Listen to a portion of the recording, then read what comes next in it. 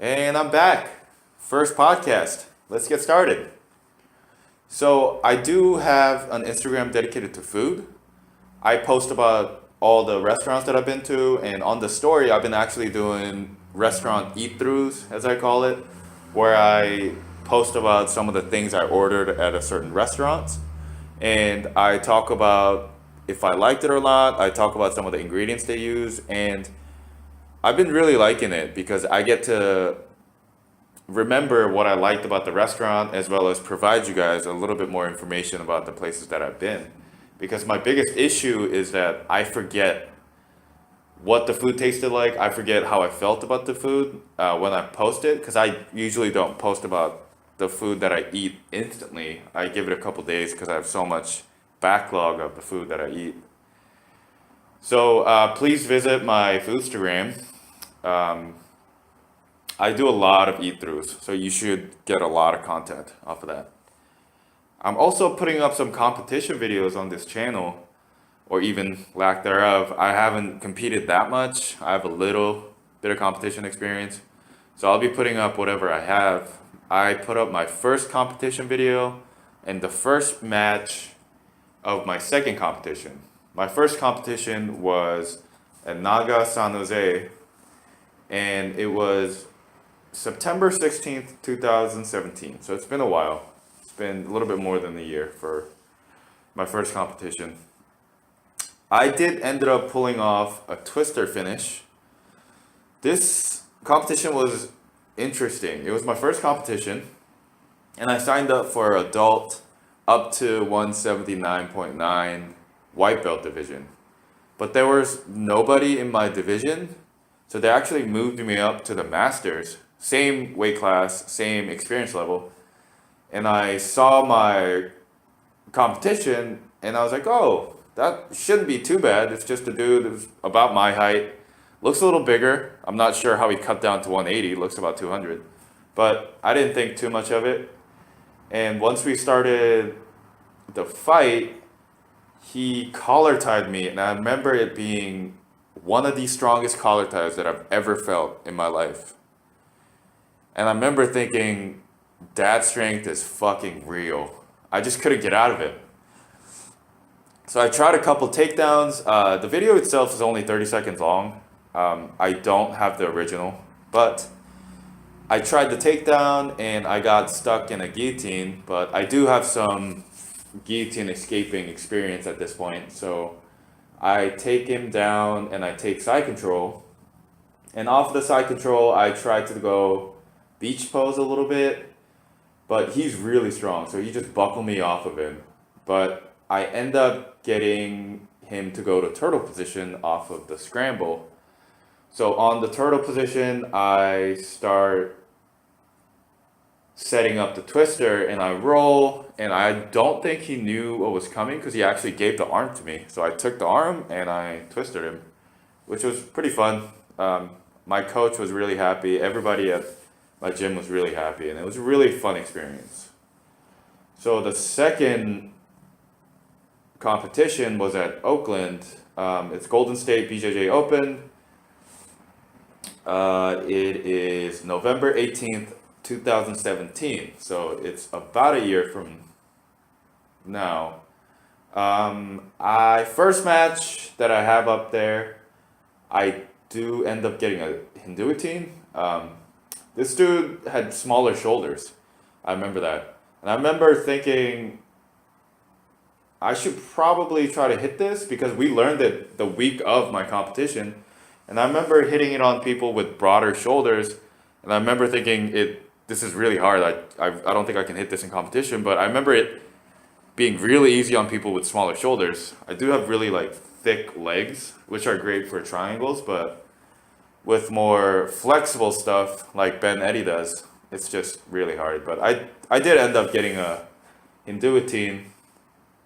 I do struggle a little bit to get the hand over the top of my leg, but I do pull it off and I do win that match. And I'm going to be putting up some of the other matches. There should be 2 more matches from that competition, a couple matches from San Jose one that I did, and the Gracie competition from LA.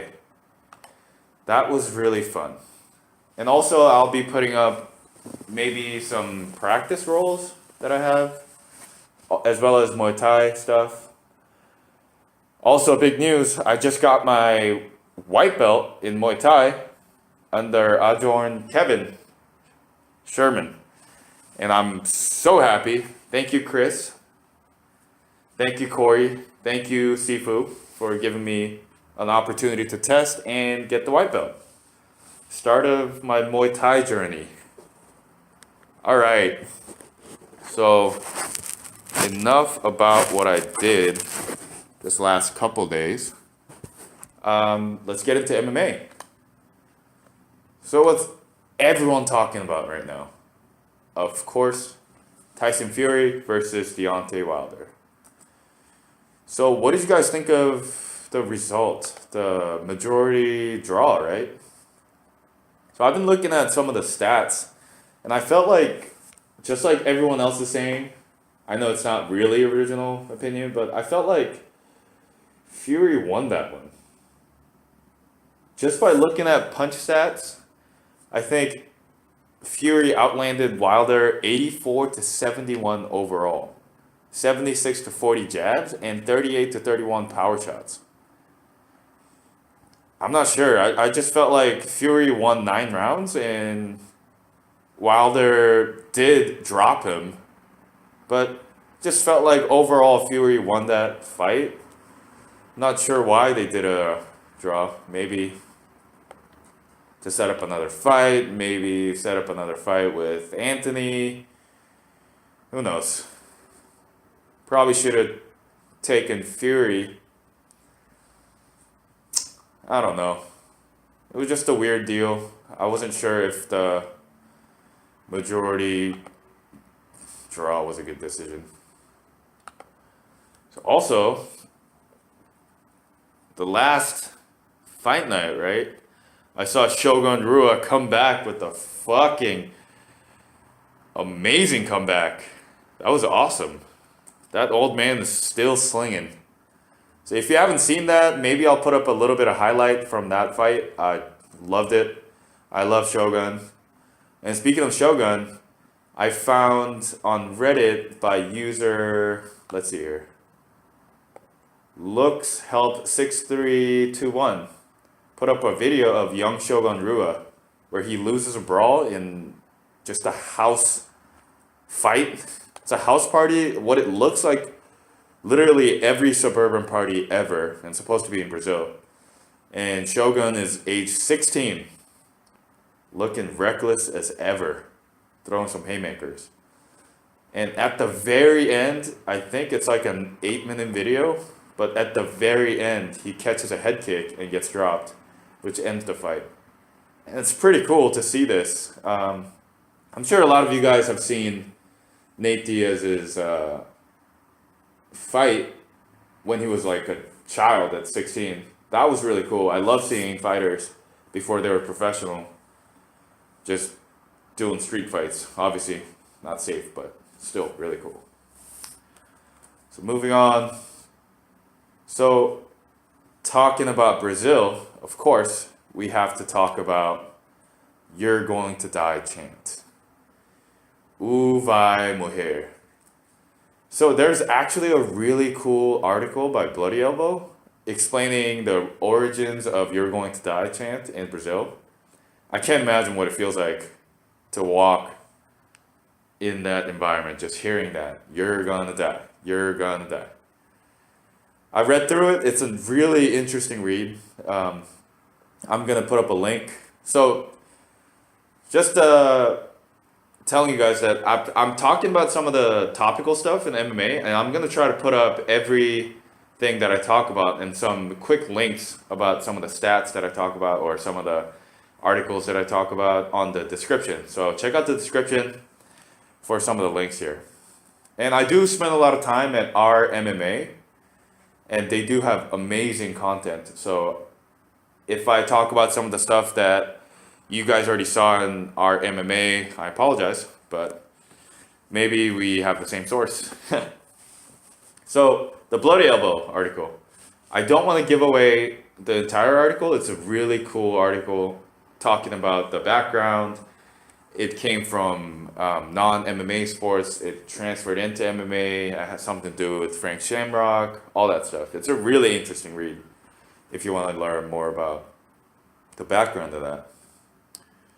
Also, the fights that I'm really interested in. So Dominick Cruz and Lineker set up for UFC 233. Amazing. Fucking love Dominick Cruz. I hope his plantar fasciitis is doing better. Even me with like virtually no training experience and only like 2 days every day, I am getting plantar fasciitis, like a mild version of it, and I can't imagine what he struggles with a complete breakdown of his arch. I can't imagine. I hope he comes back all healthy. I'm very surprised that they haven't fought yet before, Lineker and Cruz. I would have thought they fought for sure before, but I guess Dominick Cruz have been out for a long time. There's some big gaps there, so I don't know.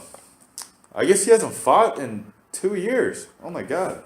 Cody fight was 2 years ago, UFC 207. Nunes versus Rousey, I guess. Wow. Yeah, I really hope he comes back healthy. And another one, Joanna versus Valentina. Amazing. They fought 3 times before in Muay Thai, I believe, and I believe Joanna lost 3 times to her. 3-0 in pro fights. I don't think they fought in MMA before, but I'm really excited for that one. I wonder how Joanna comes back. And Valentina is strong like always. And obviously their last pro fight in Muay Thai was like back in like 2006. So this is going to be awesome. We're going to get to see some awesome technique here.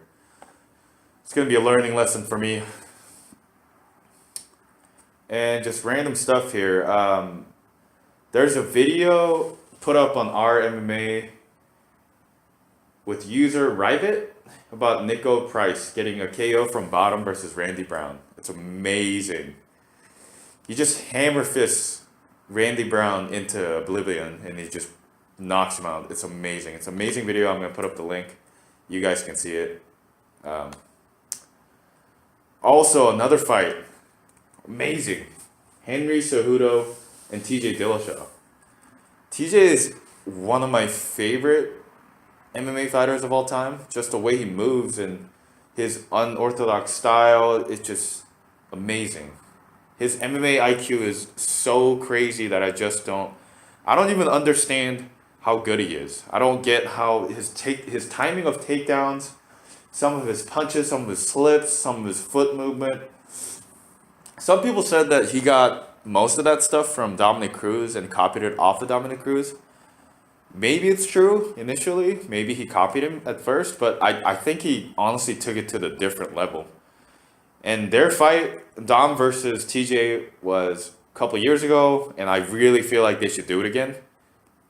Maybe they can set something up after the Lineker and Henry Cejudo fight, TJ and Dom, because TJ was, I understand, really emotional to this fight. He wanted the belt.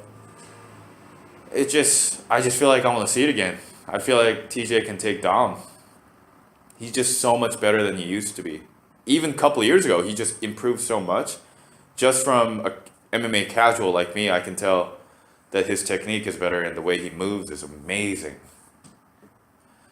And aside from pro MMA, or aside from UFC, I found this dude, Anthony Doe from AKA. This dude's movements are insane. And it seems like I'm finding out something interesting about myself where I just really like people who move unorthodox. But this dude, his highlights are amazing. And not even his highlight, I think his last fight with Dragon House 27, his last fight with, let's see here, Albert Tapia, Dragon House 27, November 18th, 2017. Oh, I guess it's not his last fight, but 2 fights ago. This whole fight is 17 minutes long, and the entire thing should be his highlights. It's just so fucking amazing.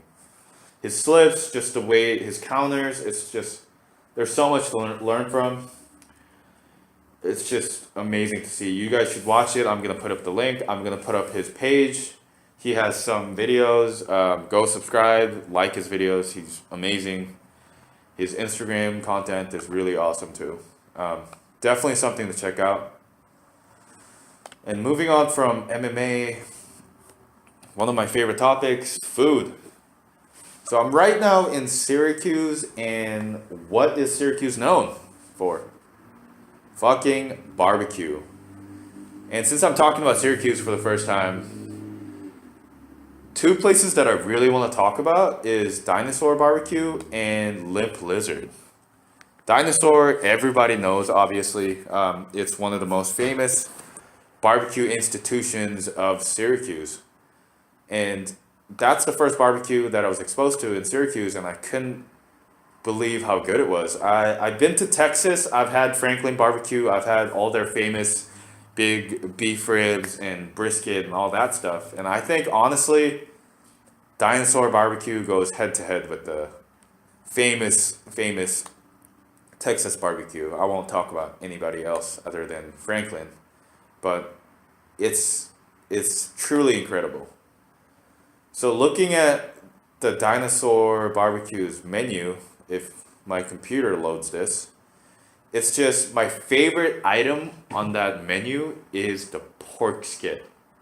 Oh my God. If you've never tried a pork skit, it's worth it. I know Dinosaur is pretty much all over New York. There's one in Brooklyn. There's one in pretty much everywhere. I'm talking about the one in Syracuse. I think this is the original location. Looking at the fact that this is the only location that you can't get a reservation, you have to show up. And sometimes, since this is like the best restaurant in the town, sometimes you have to wait half an hour, like an hour. It's crazy. It's crazy. Looking at pork skit here. Hold on. So the pork skit is a barbecue brisket layered with cheddar and jalapenos, topped with pulled pork, coleslaw, and horsey mayo. Oh my God. I got this a couple times. I posted it on my Foodstagram. So if you want to look at some pictures of it, there's a picture of it on my Foodstagram, and it's amazing. This thing is maybe as big as my face, and it tastes amazing. It is that there's so much cheese in it. It's just absolutely incredible.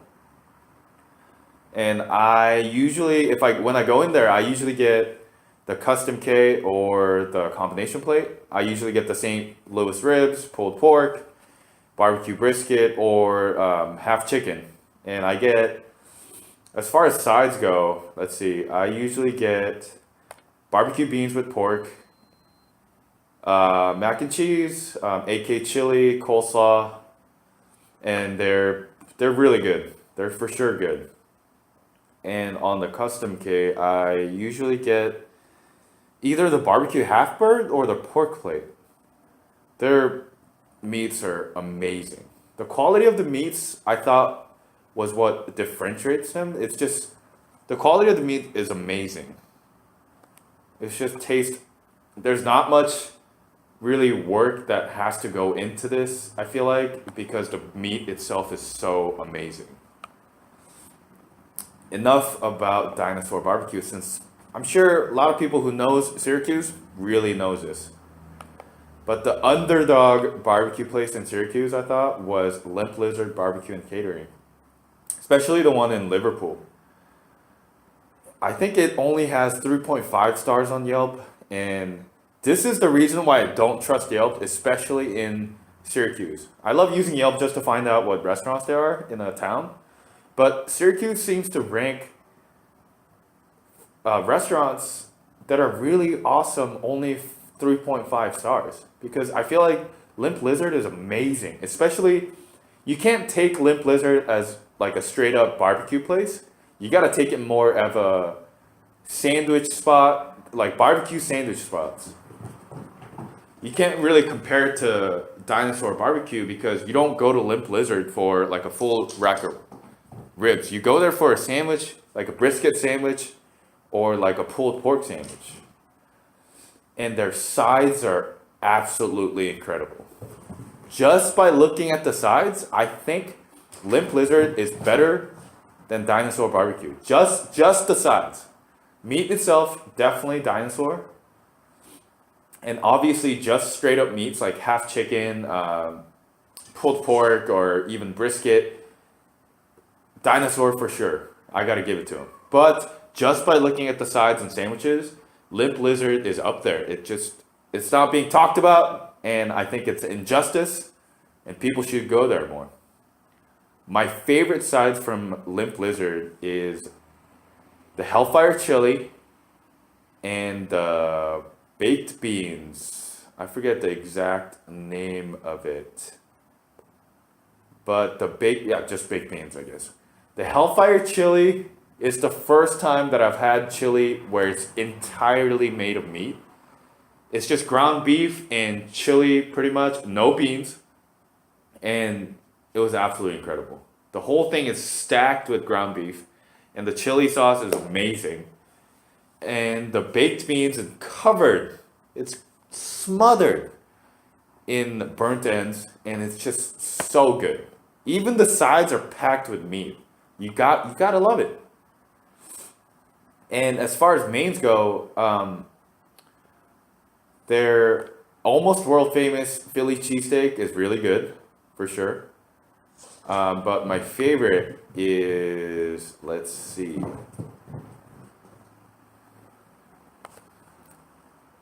Let's see here. The brisket barbecue smoked brisket sandwich. It's a brisket with our barbecue sauce smothered with caramelized onion and cheddar. Wow. Amazing. And I forgot to mention the price at Limp Lizard is a lot more conservative than Dinosaur. So if you want to put like $20 down and literally go home on a stretcher because you ate so much, definitely go to Limp Lizard. Because if you get your own platter, which is a two-way own platter, and you get the beef brisket and the pulled pork, or even you can get the half chicken or 1/3 rack of ribs. I usually get the pulled pork and the half chicken. They say pulled pork, but it's actually a sandwich. And then you get two sides and a cornbread. So get the Hellfire Chili and baked beans and get the cornbread. It's only $16.99. Jesus Christ. That thing is huge too. There's pictures of it on my Instagram. Of course, I posted it, and it's definitely worth visiting. I haven't been to the one in Syracuse. I know there's a Syracuse location. I've been to the one in Liverpool, and I absolutely loved it. And these are obviously not the only barbecue spots in Syracuse. There's obviously a lot more. But I can talk about those in another time. But Dinosaur and Limp Lizard, if you're just going to eat barbecue, is amazing around Syracuse area. So talking about Syracuse, my favorite bakery here, Stoop Bakery. This bakery is really, really interesting. It is a bakery located inside a full kitchen. So Stoop Kitchen is pretty much the big, the mother company, as to say. And then there's a little Stoop Bakery right when you walk in, and it's run by Chef Yemen Tunsi. And it blew my mind when I first went there. I really wasn't expecting such good croissants and tarts because I was a little judgmental of Syracuse. It's a smaller town. It's kind of far away from New York City, and I'm used to going to Dominick and Chanson and all that stuff. And I went in there and I tried their chocolate almond croissant. Oh my God, the layers, the crispiness, the crunch, and the chocolate and the almond, is just everything together was absolutely amazing. So I gotta give a shout out to Chef Yemen. It's just, he makes absolutely wonderful pastries. You should definitely try them. His baguettes are amazing. I haven't tried his bagel. I know sometimes he makes croissant loaves. Oh my god. Check out his Instagram. He puts up some of the stuff that he makes once in a while. He definitely experiments a lot. He doesn't really have like a regular menu other than his classic croissant, almond croissant, chocolate almond, the heart attack, and some of the tarts. He switches a lot. So pretty much every week you go in there, you get a new flavor. You get something you never expected. It's just really awesome. Go check out his Instagram. I do have some of the things that I've eaten there posted on my Instagram too, so check that out. Absolutely wonderful. It's my all-time favorite bakery out here in Syracuse, and I think his croissants and tarts, compared to some of the best croissant places in New York, San Francisco, pretty much anywhere that I've been. I've never been to France, so I can't compare it to that, but anywhere in the US that I've been. So moving on from the food. So some of the things, this is just random stuff that I wanted to kind of talk about. One thing that I've been wondering lately is the difference between consumer and a producer. And I feel like lately all I've been doing is consuming. I've been looking at MMA videos a lot. I've been looking at food pictures. I look at how to make food. I look at a lot of people's content from our MMA. I look at a lot of fights. I watch a lot of movies. I see a lot of TV shows. And I feel like all I do is consume. I go out to eat. I buy food. I consume without producing anything. And even if I was working a real job, like I did a couple months ago, I quit my 2.5, almost 3 years accounting job to pursue something that I'm really passionate about. And even when I was producing, air quotation marks, producing something in accounting, I just felt like I wasn't a producer. I felt like all I was doing was consuming. And I feel like this podcast and putting up fight videos and talking to people and running the Foodstagram is the only way that I feel like I'm really becoming a producer. Just producing content, giving people something to look at instead of just consuming. And I feel like that's something that I want to keep exploring, being more of a producer. Not necessarily media, but just giving more stuff than I take in. Not necessarily saying community service or anything like that, but just producing content and producing things out there for people to see. Not necessarily just me, maybe it could be about some other people, but it just feels nice to be putting something out there for other people instead of just consuming and spending so much time consuming. It just feels unbalanced. That's the word. And that's the reason why I really seriously considered opening a restaurant at one point. I really wanted to quit accounting and start a restaurant because my cousin actually has a couple restaurants out in Korea. He owns a couple restaurants, and I felt like it was something that I really could do. I also had a little bit of savings from accounting left over, and I could invest in some. But I was living in San Francisco at the time, and there is no way I'm starting a restaurant in San Francisco with whatever small savings that I had. So I kind of had to give up on that dream. And I don't think I was as dedicated as some of the people that runs food trucks. I had a couple ideas and never solidified. But I kind of sidetracked there, but that's the reason why I keep going back to the producing, consuming thing. I just want to be producing more and consuming less, or even producing more than I take in.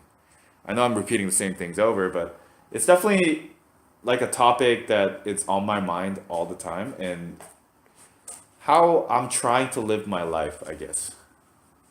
To be more balanced, in every aspect of my life, and that's definitely something that I can control, so why not start from there?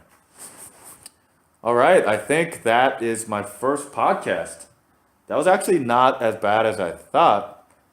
Once I started talking, it's not weird to talk into this empty room by myself, looking at some of the notes that I made. But yeah, look at the description. I'm going to share a bunch of links that I talked about. I'll maybe even share menus from Dinosaur and Limp, website to Stoop Bakery. And just to summarize what we talked about here, I talked about Tyson Fury and Deontay, young Shogun Rua, and Vai Morrer from Brazil. I also talked about Cruz and Lineker, Joanna, Valentina, and Henry Cejudo and TJ Dillashaw fights coming up. So excited for those. And I just bunch of random stuff here. I talked about Niko Price versus Randy Brown, where Niko gets the KO from bottom. Amazing. And Anthony Do, please check him out. His skills are absolutely insane. And that's pretty much sums up everything that I talk about. All right, guys, like the video, subscribe if you like the video. Definitely let me know what you guys think in the comment section. Let me know how I can improve. This is pretty much how I'm going to run the podcast now. Just MMA topical stuff, some of the things I want to talk about, maybe random stuff that I saw online. And I'm definitely going to talk about some of the food places that I've been to and just random stuff, just random rambling, like today about consuming and producing. All right.